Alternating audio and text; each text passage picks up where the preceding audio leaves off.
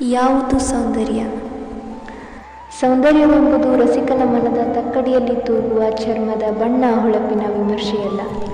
ಫಲಪುಷ್ಪಗಳ ಸೊಬಗ ಕಂಡುಕೊಳ್ಳುವ ವದನಾಂಗಗಳ ವಿಶೇಷತೆಯ ಮೆರಗಲ್ಲ. ಕವಿಯ ಲೇಖನಿಯ ಅಂಚಲಿ ಹೊಮ್ಮುವ ಕಾವ್ಯ ಕುಸುರುಗಳ ಕಲ್ಪನೆಯ ಕೋಟೆಯಲ್ಲ.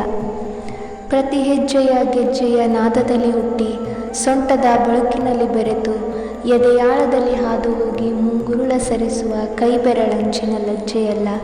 ಕಿರುನೋಟದ ಸೆಳೆತವೂ ಅಲ್ಲ. ವ್ಯಾಮೋಹದ ಉದ್ವೇಗದಲ್ಲಿ ಉತ್ತುಂಗಕ್ಕೇರಿದ ಕಾಮನೆಯ ಗಳಿಸುವ ಪುಂಡನ ಭಂಡತನದ ಹೊಗಳಿಕೆಯ ಮಾತಲ್ಲ. ಸೌಂದರ್ಯವೆಂಬುದು ಮುಂಜಾವು ಹೊಸ್ತಿಲು ಪೂಜಿಸುವ ಸಂಸ್ಕೃತಿಯಲ್ಲಿ ಸಂಭ್ರಮಿಸುವ ಕೈ ಬಳೆಗಳ ನಿನಾದದಲ್ಲಡಗಿದೆ. ಅಭ್ಯಂಗ ಸ್ನಾನಗೈದ ಯುವತಿಯ ಕೇಶಗಳಂಚಿನಿಂದ ಚಿಮ್ಮುವ ತುಷಾರಗಳಲ್ಲಡಗಿದೆ.